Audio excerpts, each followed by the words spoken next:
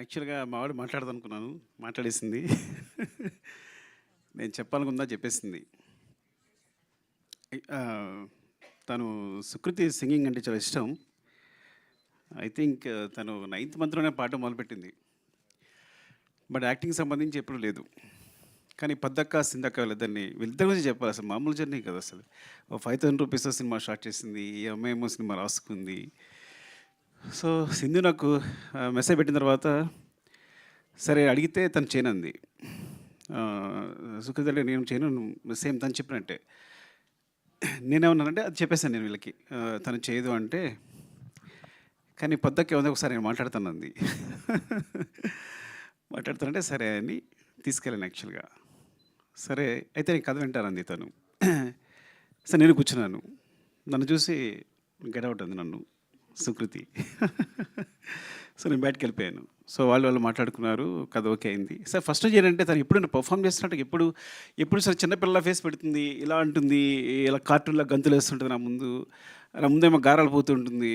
ఎప్పుడు ఒకే ఎక్స్‌ప్రెషన్ పెడుతుంది నాతో డడ్డా అంటుంటది అంతే. సో దీనికి ఎక్స్‌ప్రెషన్సే వస్తాయి అనుకున్నాను నేను. సో అసలు నమ్మకం లేదు నాకు. సో మా పెద్దక్క నేను పంపిస్తే చేస్తుందని అడుగుతున్నా. చేస్తుంది అంటున్నారు. ఏమో సుకుమార్ కూతురు కాబట్టి చేస్తుంటున్నారా నాకు అర్థం కావట్లా. పోనీ ఇంటికొచ్చాక నిక్కీ బాబు ఉన్నాడు వీళ్ళ కజిన్. ఇద్దరు కలిపి సీన్ డిస్కస్ చేసుకున్నారు. వాడేమో చేస్తున్నాడు, పెర్ఫార్మ్ చేస్తున్నాడు. తిని మాత్రం నువ్వు చేయరా అంటే తను చేయట్లా. పడమ్మ నువ్వు సదా ఒక సీన్ చేసి చూపించొచ్చు కదా నాకు అన్నాను. ఎందుకంటే వాళ్ళకి సంబంధం లేదు సినిమా. బికాజ్ నేను ఎప్పుడు షూటింగ్ రానివ్వను. ఎందుకు షూటింగ్ రానివ్వను అంటే షూటింగ్ వస్తే నాకు కాన్సన్ట్రేషన్ అంతా పిల్ల మీదే ఉంటుంది. పిల్ల మీద షూటింగ్ చేసుకోలేను నేను. ఎప్పుడైనా సాంగ్ జరుగుతున్నప్పుడు రమ్మంట. సాంగ్ జరుగుతున్నప్పుడు చూడండి నీకు కొంచెం ఫ్రీగా ఉండి యాక్షన్ గట్టేమో డాన్స్ మాస్టర్ కొరియోగ్రాఫర్ చెప్తూ ఉంటాడు. సో వీళ్ళకేంటంటే మా డాడీ ఏం చేయట్లేదని. సో నా కొడుకైతే బాగా ఏడిపిస్తుంటాడు. ఏమో అందరూ షూటింగ్ అందరూ చేస్తాను నువ్వు ఖాళీ కూర్చున్నావు అంతే ఏం చేస్తున్నావు అంటుంటాడు.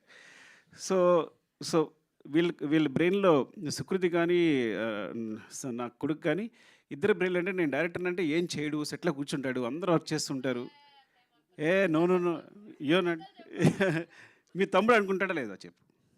మీ తమ్ముడు అనుకుంటాడా లేదా అనలేదా? అవునవును ఓకే సరే కరెక్టే నిజం తను ఎప్పుడు అనదు. బట్ వాడు ఎప్పుడు నా ఉద్దేశంలో వాడికి నేను ఎప్పుడు ఒక డమ్ ఫెలో నేను. సరే ఓకే సరే చేయదు సరే నచ్చిపిస్తుంది.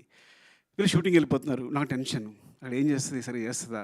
ఒక 2 days షూట్ తర్వాత ఫోన్ చేసా గుర్తుందో లేదో పద్దుకు ఫోన్ చేశాను. పద్దక్క చూడు నిజంగా నువ్వు మొహాటంగా చేస్తున్నావేమో ఒక 2-3 days షూట్ అయింది అనుకుంటా 1 week అయింది. నీ కాలితే మనీ అంతా నేను ఇచ్చేస్తా.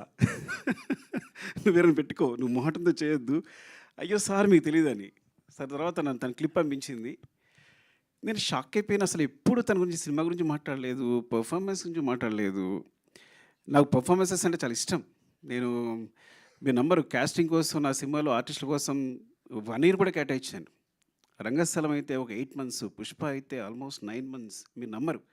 నా దగ్గర వచ్చిన ప్రతి ఆర్టిస్టు ఎవరైనా అనుకుంటారు అందరూ వచ్చేది కార్డు ఫోటో ఇచ్చేసి వెళ్ళిపోతున్నామని. మా వాళ్ళు ప్రతి ఒక్కరిని ఇంటర్వ్యూ చేస్తారు, వాళ్ళ చేత పర్ఫామ్ చేస్తారు. నేను అన్ని వీడియోస్ చూస్తాను.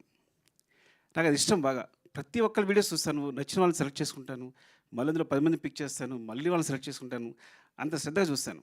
సో అలాంటిది నేను షాక్ అయిపోయాను తన పర్ఫామ్. మరి పద్దక్క ఏం చెప్పిందో చెవిలో వాళ్ళిద్దరు ఏం మాట్లాడుకున్నారో ఏం చేస్తారో తెలియదు కానీ సో చాలా చాలా బాగా చేసిందని చెప్పడానికి కూడా అసలు నాకు అంత సిగ్గులేదు. నా కూతురు గురించి చెప్పడానికి అస్సలు సిగ్గులేదు బాగా చేసిందని చెప్పడానికి. It's like and